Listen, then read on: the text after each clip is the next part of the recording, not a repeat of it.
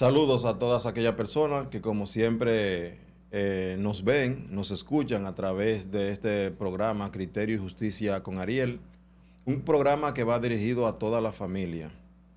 Se puede escuchar a través de varias plataformas como YouTube, Instagram y Facebook.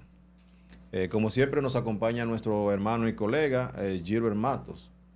Saludos a todas esas personas que se han suscrito a nuestro canal, nos siguen a través de Instagram, de Facebook y de Twitter, a esas 200 personas que están día a día ahí verificando todo tipo de contenido que ya se ha subido a este canal. Y nada, como siempre recordándole, compartan este contenido, suscríbanse y denle like para que todo el mundo nos conozca y así puedan entender un poquito del derecho. También como parte de esta familia de Criterio y Justicia con Ariel, hoy nos acompaña para seguir discutiendo algunos temas de interés nacional nuestro amigo y hermano colega Javier Medina.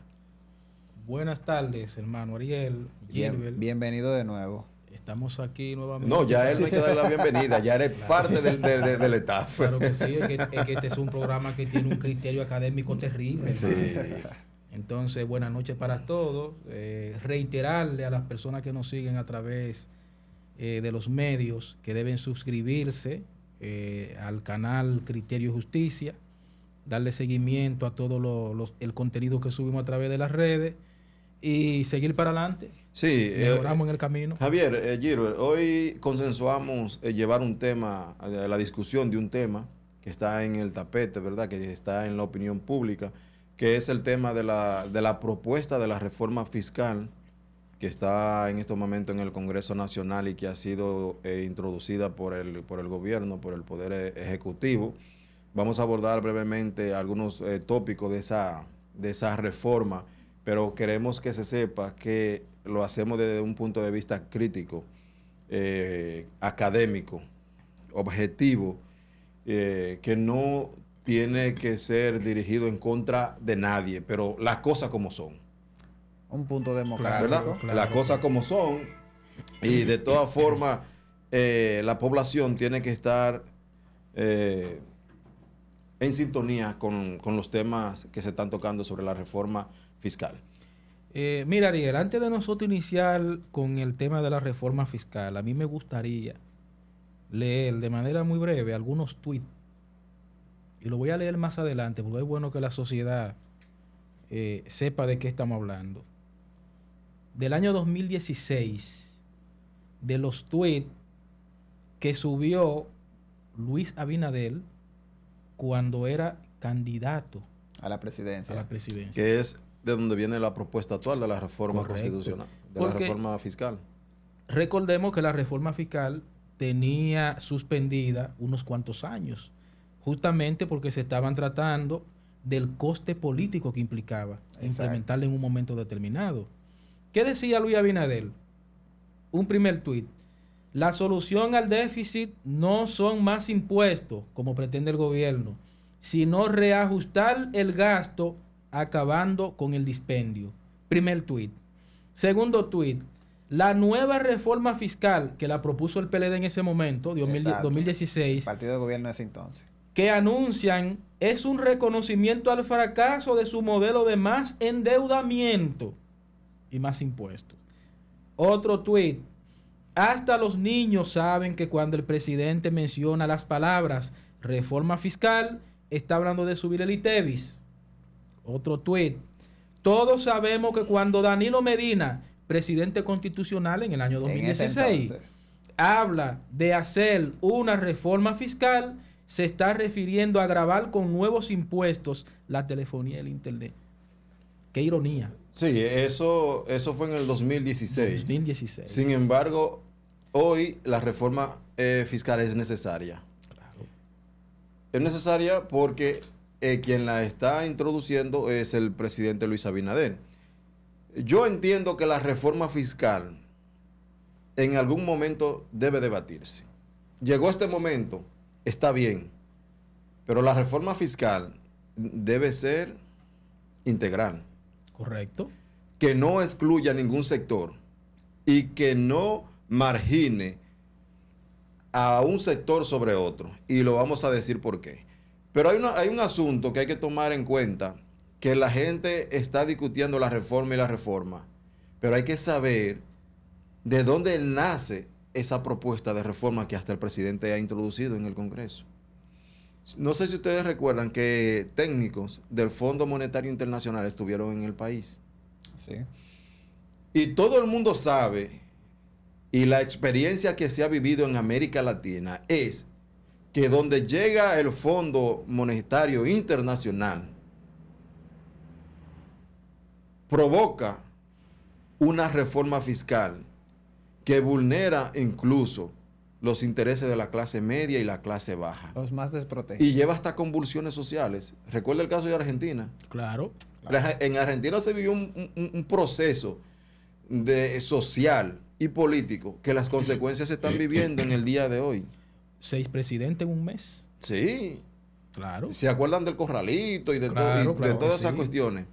Eso fue producto de las recomendaciones del Fondo Monetario Internacional. Ojo, que te lo maquillan.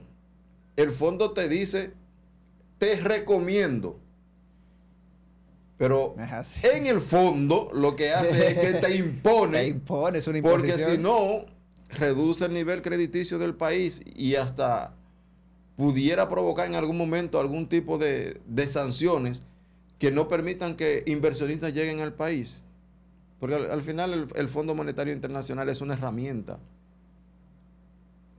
es un instrumento que utilizan países e intereses en contra de los intereses del pueblo y de una clase específica. Claro, los dueños de los grandes capitales internacionales. Claro, porque Claro. ¿quiénes son los mayores accionistas del Fondo Internacional? Los que pueden, los que tienen. Son países desarrollados y grandes multinacionales, Claro. si no me equivoco. Pero miren, aquí yo tengo una carta del Fondo Monetario Internacional que hizo respecto a la visita de la República Dominicana, que es por donde yo entiendo que ha nacido parte de esta propuesta de reforma constitucional. Y no me la estoy inventando.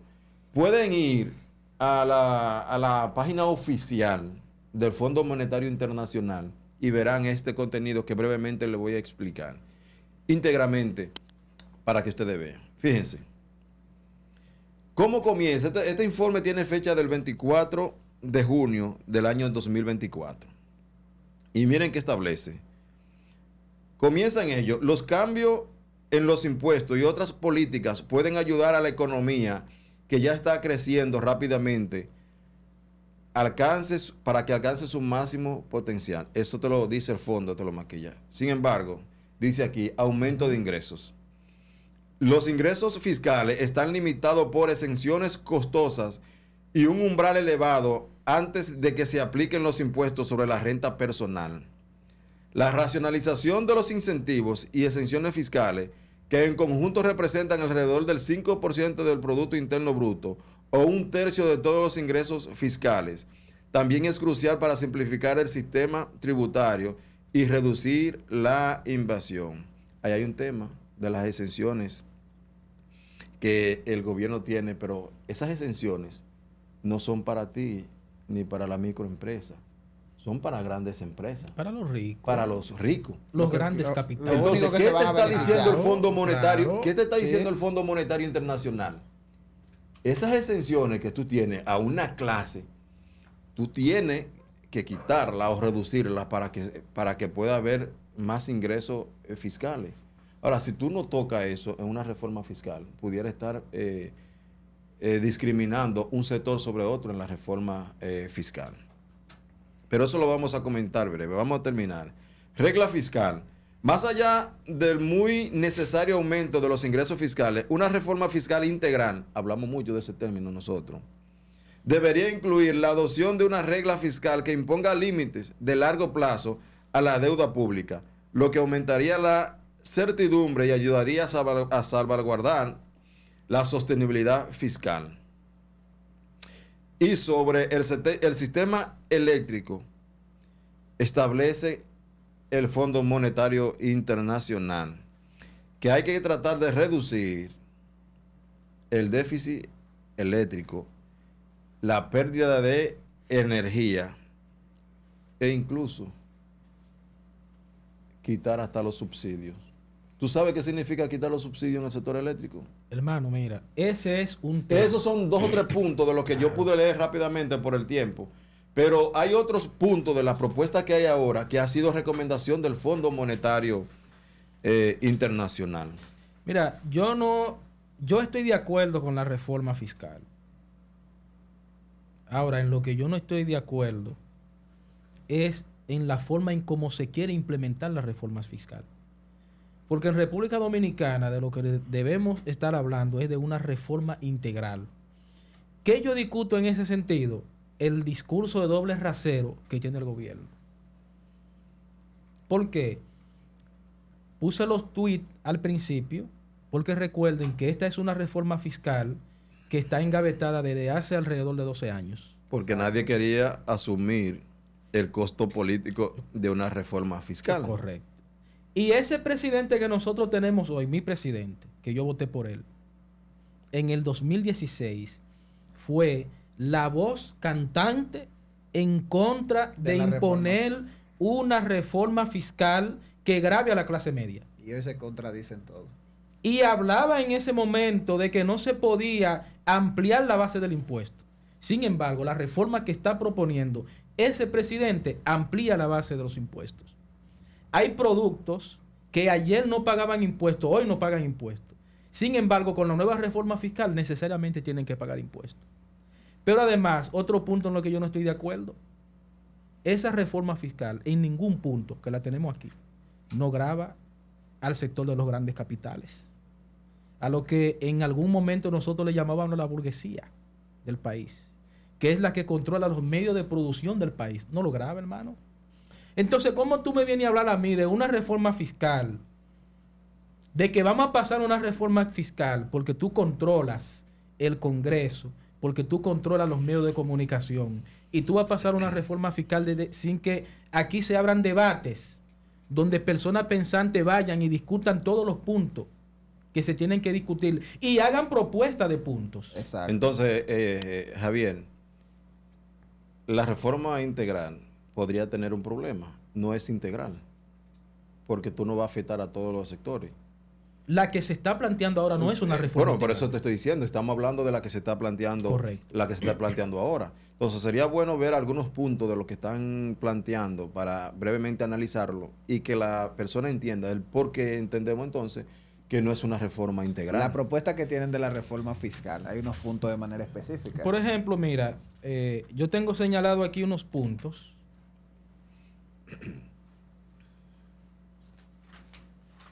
Aquí dice, se va a hacer una reestructuración del RST para que la DGI pueda incorporar de oficio. Hay que entender, tú que conoces bien el concepto de oficio. Pero tenemos que explícale a la ciudadanía primero qué significa el concepto de oficio. Explicarle qué es el RST. Que nadie va a poner en movimiento ninguna acción, sino que la Dirección General de Impuestos Internos, de manera per se, de manera oficiosa, puede tomar la iniciativa de perseguirte. Pero para que nuestras personas que nos están observando entiendan un poquito, el RST es el régimen simplificado de tributación.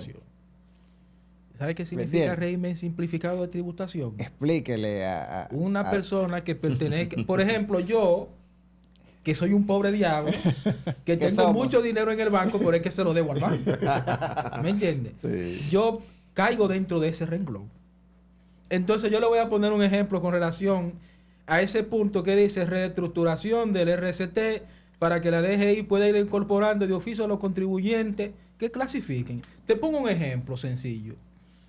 Yo voy a la DGI, como soy abogado, y compro un sinnúmero de sellos y un sinnúmero de impuestos. 5,000 pesos. Y yo gasto 10,000 pesos. Vamos a poner un ejemplo, 10,000 pesos en sellos, que es un sacrificio que hago.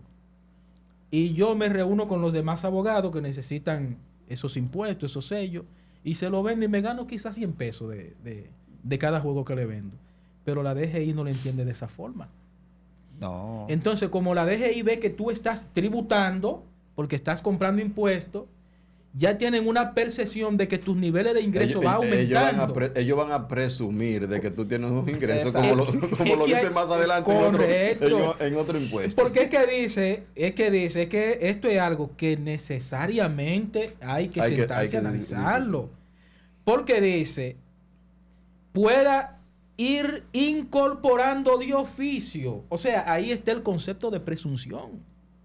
Y van a decir, bueno, pero Carlos Javier viene cada 15 días, cada 20 días, compra 10,000 pesos de impuestos. Carlos Javier es un tipo que está manejando mucho dinero, sí, porque está tributando al Estado. Exacto. Vamos a agarrar a Carlos Javier y de oficio vamos a meterle impuestos para que me lleve quien me trajo. Ese es un punto. El otro punto. Los empleados que ganen sobre los 52,000 pesos mensuales deberán presentar declaraciones juradas ante la DGI. ¿Cuánto gana un maestro, un profesor? Aquí hay profesores que ganan 80,000 pesos. O sea, que los profesores estarían obligados entonces a hacer declaraciones de impuestos todos los años. Declaración jurada. Sí, pero tú sabes cuál es el asunto, cuál es el truco de la declaración jurada. Incluso eso puede tener hasta una naturaleza penal. Porque si tú haces una declaración jurada y en esa declaración jurada Impuestos Internos verifica o identifica la inconsistencia e incoherencia, pudieran abrirte una investigación. Y es un problema. Y presumir que tú estás evadiendo, o que está evadiendo impuestos, o que está lavando. Es un problema bien grande. Porque tú te imaginas que tú declares, que tú hagas la declaración jurada y que tus gastos sean superior a los 50,000 y pico de pesos. A lo que tú percibes, a tus ingresos. Se van a preguntar, ¿de dónde entonces tú sacas el dinero para hacer ese gasto? Eso está más adelante. Ajá, bueno. Eso está mal. Eso que tú estás diciendo, eso está más adelante. Pero es importante que yo te diga esto, hermano. Y ojo, déjeme decirle algo, y yo sé que es resentir de ustedes. Aquí no se está procurando para elevar. Aquí no se lleva un discurso para que se evade impuestos. No, nunca. Aquí no se lleva un discurso para que se viole la ley. Lo que aquí lo que se está discutiendo es el concepto de reforma integral, que la percepción de la ciudadanía es de que en el fondo no es integral porque excluye ciertos sectores, como tú lo estabas diciendo hace un momento. Y nosotros entendemos que la reforma fiscal es necesaria. Ahora, vamos a ver a qué nivel de profundidad se puede estar haciendo que involucre a todos los sectores. Exacto. Para que estemos claros con eso, ¿verdad, Javier? Claro, mira, no es que estamos en desacuerdo, ni que tratemos de llevar un discurso que gire sobre la base de la evasión de impuestos. No, lo que pasa es que nosotros estamos diciendo que ese mamotreto, y lo digo de manera muy particular, ese mamotreto de reforma fiscal no puede pasar en el Congreso. ¿Y sabe por qué el presidente presenta esa reforma fiscal ahora y no la presentó antes de las elecciones? Porque la idea del presidente, un presidente rico, multimillonario, que viene en cuna de oro, 4,000 millones de dólares. Uno de los empresarios más prósperos que tiene el país, la presenta ahora justamente porque controla el Congreso y controla todos los medios de comunicación. De lo contrario no lo hubiera hecho. Pero yo te pongo un ejemplo con relación a esos 52,000 pesos, que ponemos el ejemplo de algunos maestros. Ustedes saben mejor que nadie que aquí hay maestros que ganan 80, 90, 100,000 pesos y que no tienen una pasola. No. Sí. Que no tienen una pasola. Aquí hay maestros, porque esa es la realidad del maestro. Que están endeudados hasta el cocote. Claro, incluso, oye bien, hubo un dirigente del PLD recientemente que dijo que a los maestros había que darle educación financiera. Pero no es un problema de los maestros, es un problema de la mayoría de los profesionales que ganan esa cantidad de dinero. Porque lamentablemente nosotros vivimos en una sociedad donde la vida es cara. Pero muy cara. Y eso es un problema para personas que yo conozco que ganan alrededor de 55, 56,000 pesos y que la deuda la tienen hasta aquí, que no hayan que hacer, que no han podido ni siquiera coger un préstamo para no cobran 3,000 pesos mensual, no le llegan 3,000 pesos. A eso tú tienes que sumarle que va a tener que hacer una declaración jurada, hermano. ¿Cómo va un maestro a hacer una declaración jurada y a decirle al fisco que usted gana 80,000 pesos y usted no tiene una bicicleta en su casa? Explícame. Eso puede ser un problema en el futuro. Sí. Porque el fisco te va a decir a ti, pero nosotros te vamos a investigar. Exacto. Porque tú tienes 7 años, por ejemplo. Tú tienes 7 años cobrando 80,000 pesos y tú me dices a mí que tú no tienes una bicicleta. Y que no tiene un beneficio. ¿Eh? Hay Eso es un grave, hay un hermano. problema. Sí. No es tan simple Sí, como lo están presentando. Porque también, ¿qué es lo que quiere, qué es lo que se quiere con esta reforma fiscal? Es que tú pagues impuestos por los bienes inmuebles que tú tengas. Correcto.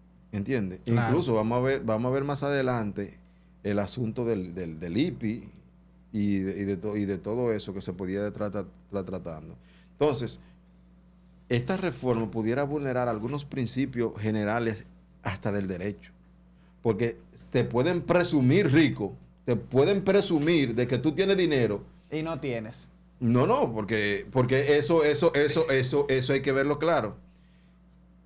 Y vi en alguna propuesta que se habla hasta de presunción. Y eso es muy delicado. Hay un asunto que estábamos viendo también, Javier, sobre lo que tú decías. Aquí hay una parte que el Fondo Monetario Internacional dijo dentro de su propuesta, que una reforma fiscal integral, porque ellos hablan mucho de integral, podría aumentar el nivel del PIB en alrededor de un 1% después de 10 años y en un 2% después de 30 años. Los recursos públicos adicionales provenientes de la reforma también crearían espacio en el presupuesto para aumentar la inversión pública en infraestructura, que puede mitigar las pérdidas causadas por fenómenos climáticos. Incluso, si ustedes se fijan, están vendiendo la idea de que parte de los beneficios de esa reforma fiscal para la extensión del metro, del teleférico en Santiago, llevarlo creo que al aeropuerto internacional también, una extensión del metro y todo eso. Si eso se hace, está bien. Ahora, yo te hago una pregunta, Javier. ¿Tú crees que el gasto que se hizo recientemente en las elecciones influyen en el nivel en la crisis económica o la falta de dinero del Estado que conlleva una reforma fiscal? Necesariamente. ¿Pero qué fue lo que pasó en el 2016? ¿Qué dijo Leonel Fernández en Nueva York? Que tenía 200,000 millones de pesos para la reelección, recuérdenlo. Claro que sí. Y se habló de un déficit abismal, producto del dispendio del erario público. Y una de las razones por las cuales en ese momento se proponía la reforma fiscal es justamente por ese concepto que tú has establecido. Sí. Pero ¿qué pasó ahora con las elecciones? ¿Cuánto gastó el gobierno en las elecciones ahora? Entonces el gobierno necesita buscar ese dinero. Porque ese es un dinero faltante. Pero ese es un dinero que hace falta al fisco. Colegas, ¿en qué beneficia a la población este tipo de propuesta de reforma fiscal? Bueno, beneficia, o sea, beneficios habría que discutirlo. Ahora, ¿a quién perjudica? ¿A Es quién lo que perjudica nosotros- también? Claro, la reforma fiscal perjudica a la clase media. Ya la- Porque la clase media sería entonces la que iría más forzada y de manera también colateral la clase baja. Porque al final, ¿a quién se le carga el pago de los impuestos? Al consumidor final. Pero yo te pongo un ejemplo que lo discutíamos al principio. Por ejemplo, yo soy abogado de varias financieras. Y usted sabe que los préstamos aquí en Barahona, por ejemplo, las personas siempre viven haciendo negocios con financieras porque es mucho más económico, más fácil, más ágil. Tú ir a una financiera, solicitar 100,000 pesos prestados, 200, que tú ir al banco. Tú sabes que el banco y te el tiene nivel de muchos escrutinio requisitos. de tu crédito no es tan fuerte como un banco. Ni es tan público. Exacto. Entonces, ¿qué sucede? Supongamos que a la financiera XY va un usuario y solicita 100,000 pesos. Y yo a ese usuario le cobro de gastos de cierre 6,000 pesos. A él se le entregan 94,000 pesos. Pero ¿qué pasa? Con la reforma fiscal, de cierta forma, te grava los honorarios. Por ejemplo, te graba los contratos, ya sea de hipoteca, ya sea un contrato de venta, ya sea un pagaré notarial con prenda sin desapoderamiento. Al final, hermano, ¿qué es la idea? ¿A quién tú le cargas esos impuestos? Tú se lo cargas al usuario final.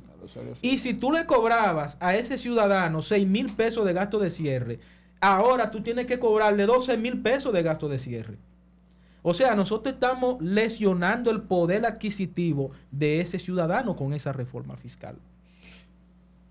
Bueno, eso, miren, al final vamos a ver qué sale del Congreso. Aunque no deberíamos esperar a ver qué sale del Congreso, deberíamos tener una no, hay que debatir la reforma fiscal para que salga un producto acabado que por lo menos pueda o sea, la población quede satisfecha de ese producto que salga del Congreso Nacional. Porque las reformas son dolorosas. Son necesarias y son dolorosas, pero son peor aún cuando se hace con un criterio excluyente. Por ejemplo, creo que tenemos algunos minutos todavía que nos faltan. Vi que van a grabar la compra por internet más aún. Claro. Y oye, ahí hay un punto que la gente quizás no está viendo. ¿Sabes cuál es? Van a grabar las compras menores de $200. Exacto. Pero todo el mundo piensa, la ropa que voy a comprar por Shein, por Temu, por eBay, por Amazon, son las únicas que van a ser grabadas. Pero hay productos que son digitales. Y entre los digitales tenemos la plataforma, como está Netflix, está Prime, Apple TV, claro, Disney Plus y un sinnúmero de más. Todo va a tener un Pero te digo algo, Gilbert. Tú sabes que la compra por internet ha sido criticada por los empresarios. Claro, porque eso de capital nacional. En un momento se discutió o se propuso desde sectores altos de la economía dominicana, de empresarios, que se eliminara la exención a los impuestos a la compra de $200, porque eso perjudicaba a esa clase. Pero fíjense ahora quieren quitar los impuestos a los que teníamos de los $200 o como máximo para pagar impuestos. A la exención. Ahora lo quieren quitar. Pero ¿a quién perjudica? ¿Y al usuario final? No, eso perjudica a la clase media y a la clase baja. El rico no te va a comprar fácilmente en Shein, no te va a comprar en eBay. El rico coge un avión, va a Miami, hace una compra y regresa la misma noche. Exactamente. Pero yo tengo por ejemplo, las hijas mías son fanáticas de Shein. Pero déjame darte un dato. Pero quien te compraba antes una camisa por Shein que te valía 850 pesos, va a valer ahora 1,900. Déjame darte así un es dato. Sencillo. Yo tengo un amigo que es rico que se recorta en Miami. O sea, sí, que sale de República Dominicana, va y se recorta en Miami. Y regresa. Se recorta en Miami, te lo digo. Le sobra el dinero. No, bueno, yo sé de gente que va con la querida en avión a Miami a cenar y regresan por ahí mismo. Claro. Pero ir a hacerse un corte, ir a Miami a hacerse un corte de cabello en un avión, no lo dudo, pero eso también llora ante la presencia de Dios. Pero los impuestos no van a llegar a esa gente. Pero por eso te lo estoy diciendo y vuelvo y te lo repito. Dos cosas que te voy a decir. Primero, yo tengo un amigo que se recorta, que va en un avión privado a Miami a recortarse. Créalo que es así. Sí, no. Pero no, te creemos. Otro punto. Sí. Tú buscas el 90% de los padres de familia en Barahona que compraron útiles escolares. Te va a sorprender. El 90% lo compró por Shein. ¿Sabías eso? Sí. Porque son productos que te salen con ciertos niveles de calidad. Sí. Y te salen a un precio cómodo. La mayoría de la gente está comprando la ropa de diciembre ya por Shein para que le llegue temprano. Entonces, ¿dónde está? Que la compren antes que salga la reforma fiscal. Pero recuerda que ese punto va sí o sí, porque hay un conflicto de intereses. Hay un conflicto de intereses. Y cuando hay conflicto de intereses, la cosa tiene otro matiz. Pero hay otro punto, que no quiero que terminemos el programa sin discutirlo. Dentro de la reforma, dice: se implementará un programa de fiscalizaciones masivas y de auditorías de personas físicas, en donde se realizarán los cruces de sus consumos con los niveles de ingresos reportados a la DGI. No Y jodimos. mi madre. Pero una pregunta. Mira, eso es en un país pero una pregunta, organizado. esa propuesta será a partir del año 2025 o se aplicará de forma retroactiva. Es que es una propuesta, tiene que ser debatida primero. Esa Para parte- luego No, aprobar. pero él sabe por dónde yo Sí, estoy sí, sí, sí. y dónde yo voy. Esa parte o sea, como discusión no la han traído todavía. No, No la han llevado al debate. sí. Pero Porque es un si no problema. se debate, eso pudiera ser un problema. Sí, bien grande. Porque lo que tú me estás diciendo es que hay un problema a la privacidad. Ahí hay un problema de espionaje. Y lo dijo José Tomás Pérez en una entrevista. Que la reforma fiscal trae por debajo un problema de espionaje. Y eso es espionaje, hermano. Claro. Eso es espionaje. Se van a meter a Porque todo yo te lo digo tuyo. yo te digo una cosa. Ustedes saben que nosotros como abogados, como profesionales del derecho, que nos ponemos la toga y vivimos de la toga y el birrete, Sí. Profesionales independientes. nosotros podemos mañana conseguir un caso en el que nosotros podamos cobrar $1,000,000 de honorarios profesionales.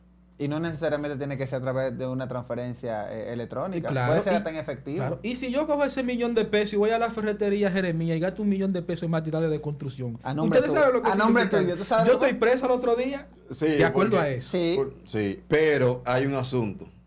Y para eso no hay que esperar una reforma fiscal. Si tú te ganas como abogado una X cantidad de dinero, usted está obligado a pagar impuestos. A reportarlo. Es la forma como se quiere hacer ahora.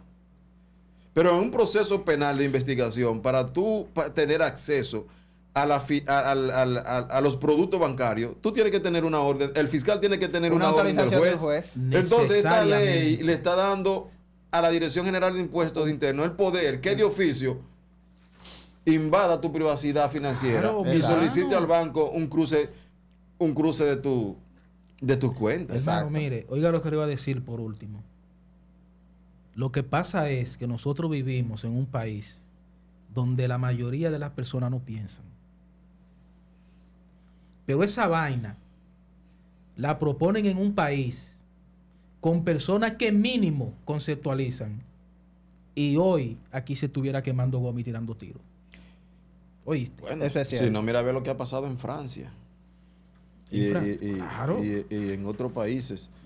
Que Emmanuel Macron se ha tuvo- salvado a Chepa. A Gata se ha salvado en Que, Está Macron. bien. ese es un mini Napoleón, Sí. un elitista. Claro. Bueno, de todas formas, señores, para ir concluyendo, y recargamos, esto es criterio, esto es justicia. Lo que se pretende con este debate no es hacer un discurso en contra de un sector político, no. Lo que se quiere es que haya una reforma integral. Pero miren, aquí me está llamando una persona. Esto es lo bueno, que es notario. Un notario me está llamando. Tiene que separar. Y voy a aprovechar para decirle a los Sí. notarios. Tienen que Los cuidarse. notarios, esta reforma fiscal va para ustedes. Tienen que cuidarse. Si un acto vale 10,000 pesos, cobre los 10,000 pesos, no cobre 1,000, porque Impuestos Internos tendrá una tarifa y va a entender que usted cobró 10,000 pesos por ese acto. Exacto. Y le va a cobrar los impuestos y al final va a tener que pagarlo. ¿Y sabe dónde está el punto ahí? ¿Quién tiene que pagar ese acto al final?